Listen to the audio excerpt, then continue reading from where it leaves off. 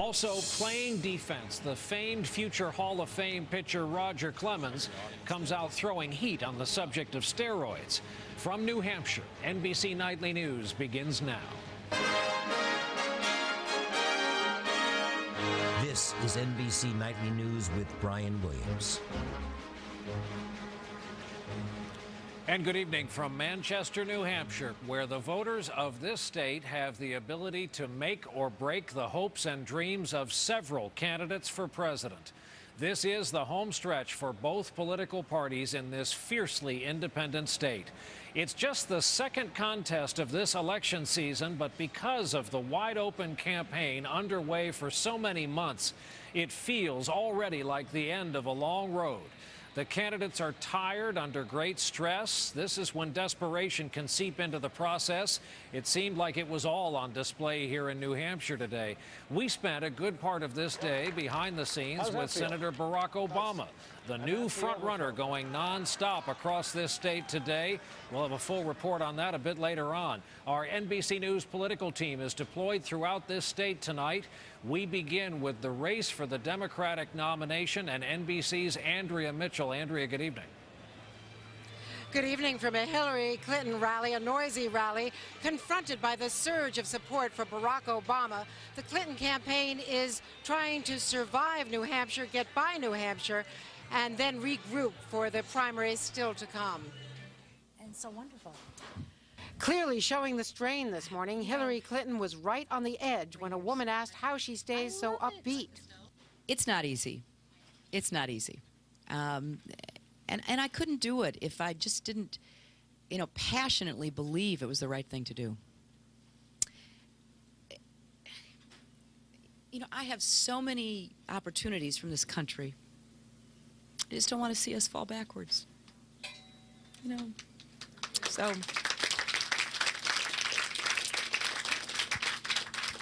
this is very personal for me.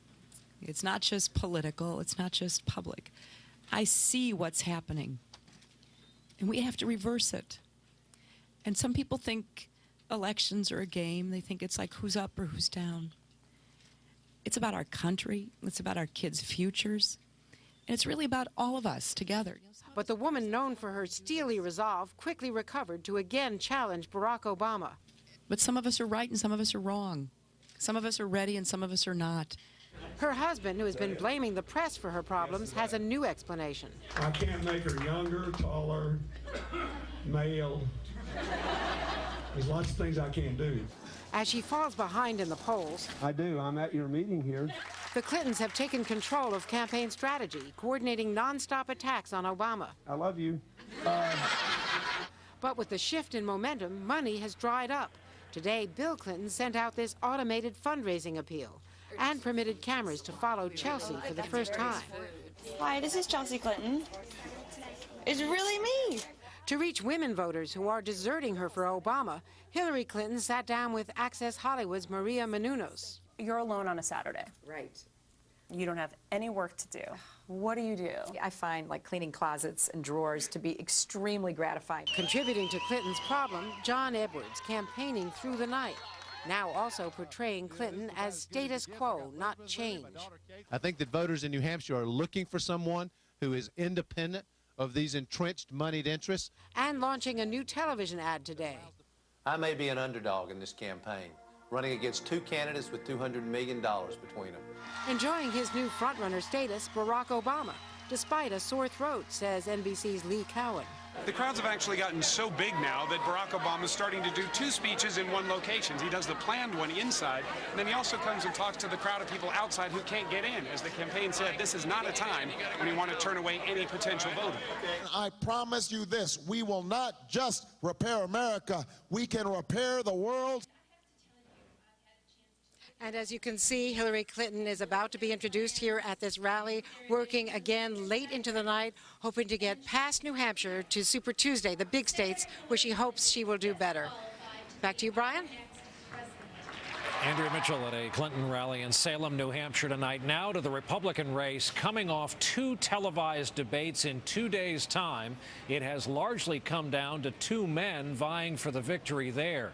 David Gregory is at a Romney rally tonight in Bedford, New Hampshire. David. And Brian, this is a tight showdown between Governor Mitt Romney and John McCain. This showdown has gotten personal. Now, both campaigns say this result here in New Hampshire will come down to one thing: who shows up to vote. Take in. This is a to-do list we've been talking about for years. In Nashua today, Mitt Romney showed off a big to-do list for the White House. I'm going to Washington, if you help me get there, to change things. But he's got to get past Arizona Senator John McCain first. One of my opponents not long ago said you don't need foreign policy experience. My friends, look at the world. Look at the world and see if you need that kind of experience to make the kind of judgments that are necessary. Despite McCain's edge in the polls, Romney told NBC News he would fare better in the general election if Barack Obama is the nominee. Mine is a message of change, saying that an insider will never turn Washington inside out. And there's no way that John McCain can stand up to Barack Obama. That's just not going to be a fair fight. When he campaigned for you, you said John McCain has always stood for reform and change. Yeah, he does. He does stand for reform and change, and he's had his chance to bring it. It's time to give somebody else a chance. Today's closing arguments come after days of a bitter back and forth between the two. TV ads. John McCain has been one of those Republicans that have been wrong on tax cuts. And talking points. McCain accused Romney of flip-flopping on the big issues.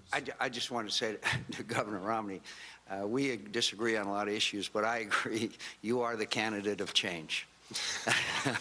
NBC's Ron Allen is covering the Romney campaign. It's been described as a death match because there's so much at stake here. Both McCain and Romney desperately want to win. And the attacks back and forth have been beyond just business, I think. It's gotten somewhat personal. McCain's trump card in New Hampshire: independent voters.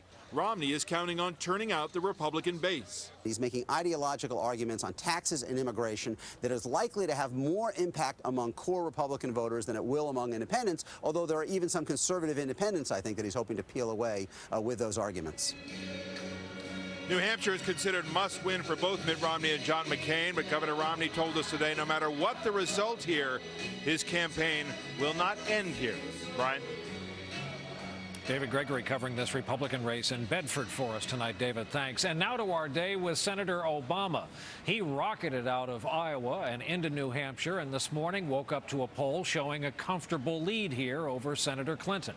After a night in a motel with no hot water and after very little sleep, it was off to his first of 6 campaign events. That meant onto the bus that is his traveling home. Better. His handshake is firm, but his voice is not. Barack Obama saw a doctor for his ragged throat last night. What was the doctor's recommendation? Shut up.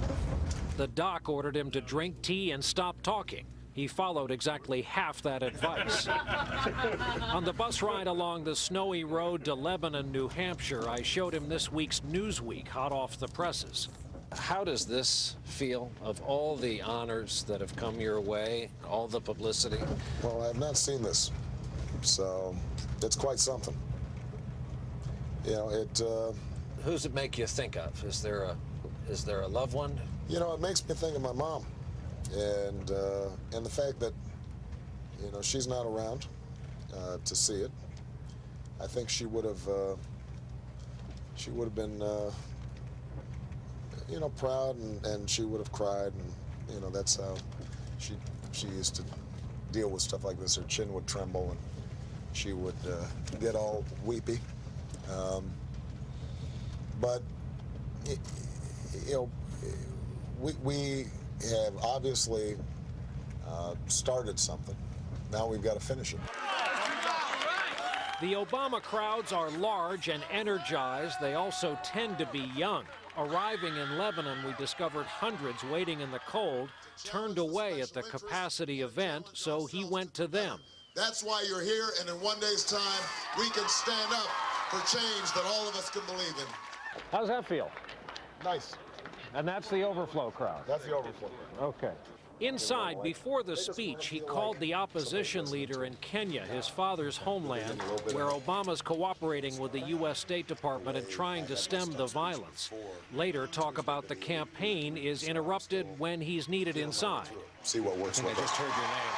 In his stump speech, he now says we instead of I. The implication, what happened in Iowa was the start of a movement. So there's something going on out there, Lebanon. There's something stirring in the air. You can feel it. After the event, backstage, we talk about the campaign. So many discussions of you come back around to the ugly topic of personal safety. Is it an issue that's ever present in your life and in your marriage and your relationships? Well, it's not something that I think about on a day-to-day basis. Now, I have a Secret Service detail at this point. Big guys who are packing around you at all times.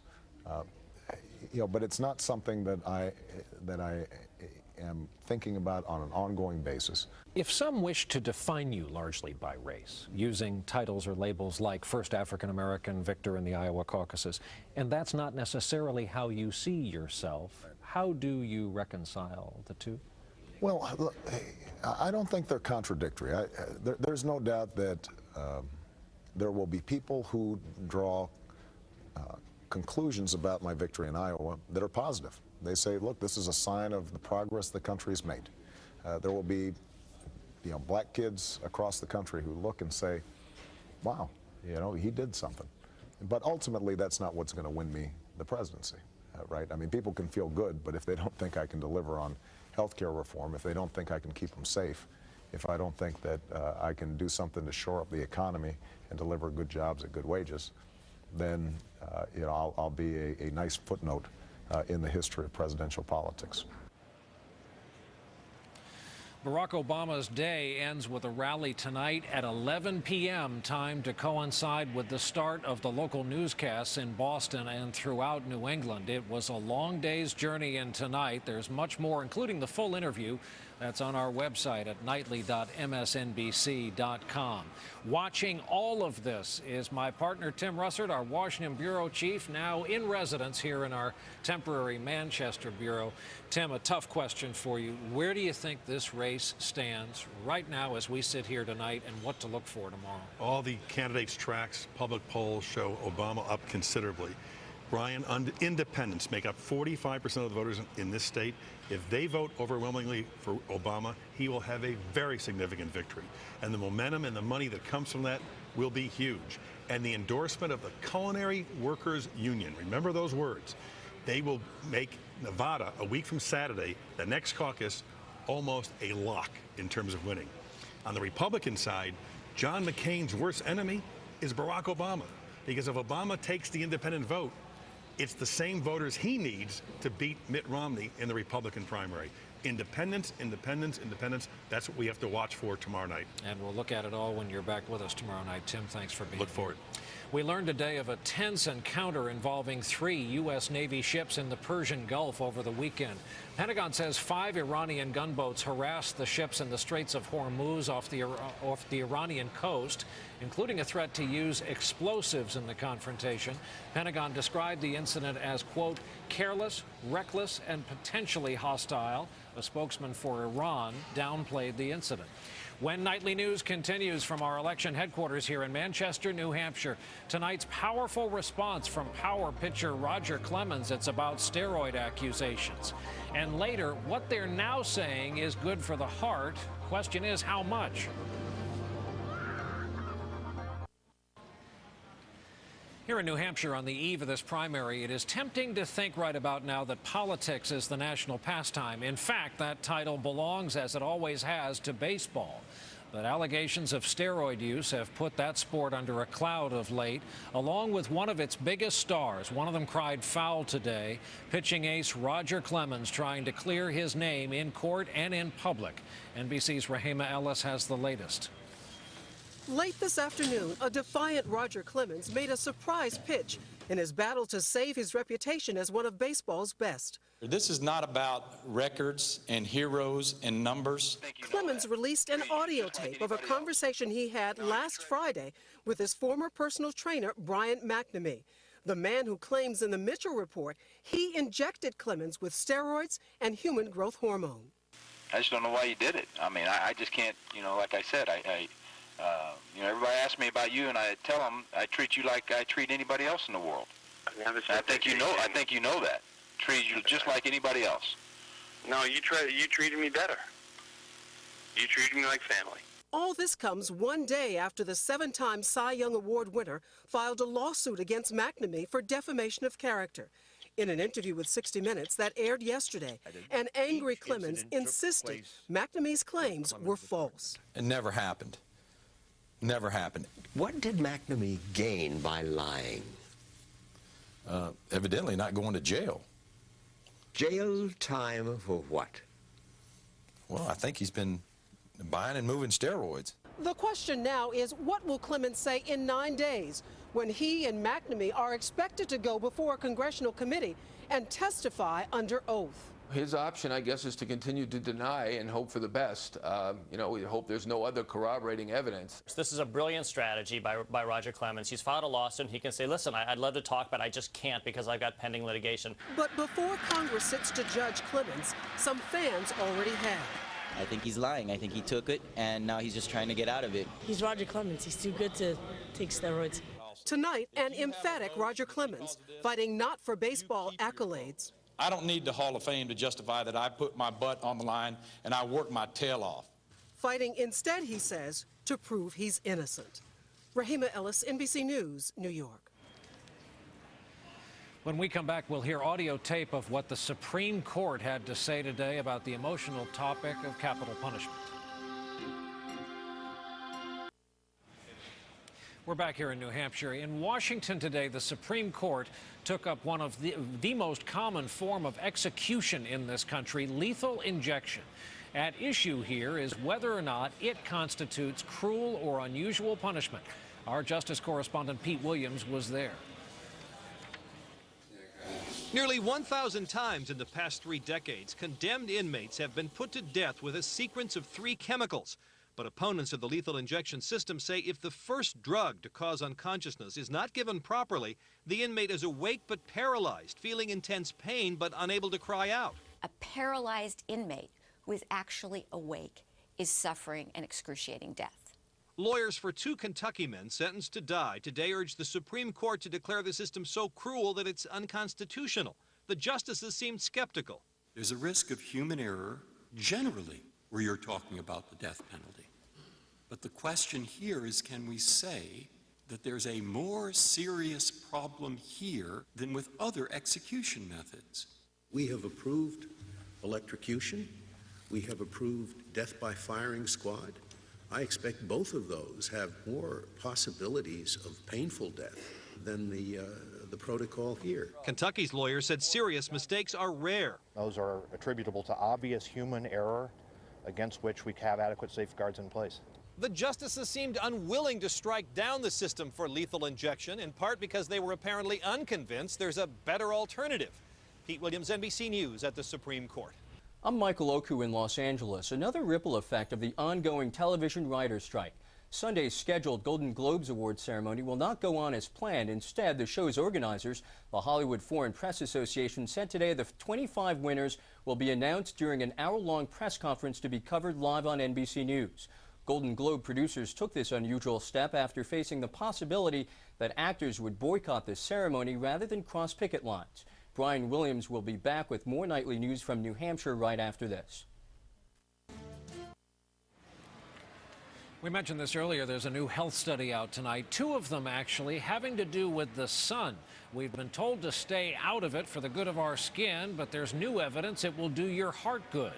An explanation tonight from our chief science correspondent, Robert Bazell. Not long ago, scientists thought vitamin D, which the body gets when the sun strikes the skin or from food and supplements, mattered only for bone health. But today's study reveals a new, surprising and far-reaching consequence of having low levels of vitamin D. Having those low levels was associated with about a 60% excess risk of having a cardiovascular event, including a heart attack or stroke.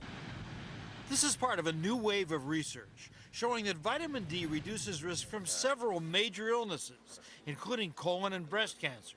It's quite incredible when you think about it, but we now recognize that every cell and tissue in your body recognizes vitamin D, requires vitamin D to maximally function. And that's why vitamin D is so important. Researchers studying heart disease found that only 10% of the people in their study have optimal levels of vitamin D in their bodies. The second study today concludes that because many people don't get enough vitamin D from food or supplements, more sunlight is the answer. Sunlight is good for you, and it's not as dangerous as the goodness. The danger, of course, is skin cancer. But more and more doctors and scientists are changing their minds, saying a moderate amount of sun exposure is the key to good health. Robert Bazell, NBC News, New York. That's our broadcast for this Monday night. Thank you for being with us. I'm Brian Williams, reporting tonight from our election headquarters here in Manchester, New Hampshire. We hope to see you right back here tomorrow evening for nightly news, followed by our New Hampshire primary coverage. What a night it promises to be. From New Hampshire, good night.